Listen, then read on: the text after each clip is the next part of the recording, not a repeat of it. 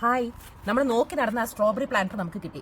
ഞാൻ കുറെ ഓൺലൈൻ നോക്കിയിട്ട് നമുക്ക് റേഞ്ചിലാണ് ഇത് അവൈലബിൾ ആയിട്ട് കണ്ടത്. അങ്ങനെ അവിടെ പോയി ഈ പ്ലാന്റർ വാങ്ങി. ഇത് കണ്ടോ, ഇതിന്റെ പല പല പോക്കറ്റ്സ് ഉണ്ട്. അപ്പോൾ ഓരോ പോക്കറ്റിലായിട്ട് ഓരോ സ്ട്രോബെറി വള്ളി വെക്കാട്ടോ. പിന്നെ ബാക്കിയുള്ളതിൽ വേറെ എന്തെങ്കിലും ചെടികളും കൂടെ വെക്കാനാണ് ഞാനിപ്പോൾ പ്ലാൻ ചെയ്തിരിക്കുന്നത്. ഫോർ എക്സാമ്പിൾ നമ്മുടെ ഓൾറെഡി വളർന്ന് നിൽക്കുന്ന തൈം ഞാൻ കട്ട് ചെയ്തുകൊണ്ട് കുറച്ച് വേരെടുത്തോണ്ട് വന്നേക്കുന്നത്, അത് ഒരു പോക്കറ്റിൽ വെക്കാം. രണ്ടെണ്ണത്തിൽ ബാസിലിന്റെ രണ്ടെണ്ണം റൂട്ട് മാത്രമായിട്ട് എടുത്തിട്ട് അതിൻ്റെ അകത്ത് വെക്കാം എന്നൊക്കെയാണ് ഇപ്പോൾ പ്ലാൻ ചെയ്തേക്കുന്നത്. ആദ്യം നമ്മൾ അതിനകത്ത് ആദ്യത്തെ സൈഡ് പോക്കറ്റ് വരെയുള്ള മണ്ണെടുക്കും. ഇത് കണ്ടോ, നിങ്ങൾക്ക് കാണാൻ പറ്റുന്നുണ്ട്. ഈ ആദ്യത്തെ ഇതിൻ്റെ അകത്ത് വരെ ഇപ്പം മണ്ണായിട്ടുണ്ട്. അപ്പോൾ ഇനിയും അതിൻ്റെ അകത്തോട്ട് ഓരോ പ്ലാന്റ് വെച്ച് കൊടുത്തിട്ട് അതിനെ മണ്ണ് കൊണ്ട് മൂടുക, പിന്നെ അടുത്ത ലെയർ മണ്ണെടുക്കുക, പിന്നെ മണ്ണ് കൊണ്ട് മൂടുക. അങ്ങനെ ചെയ്യാനാണ് നമ്മൾ ഉദ്ദേശിച്ചേക്കുന്നത്. കണ്ടിട്ട് അകപ്പാടെ ഉണങ്ങി നിൽക്കുക കേട്ടോ. പക്ഷേ ഒരു പച്ചപ്പൊക്കെ അടിയിലുണ്ട്, അതുകൊണ്ട് ഇത് പിടിക്കുന്ന എനിക്ക് തോന്നുന്നത്.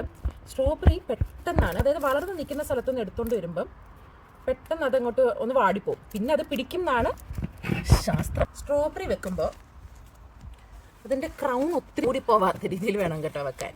നമുക്കപ്പോൾ അതിനകത്തൊരു കിടുത്തിടാം.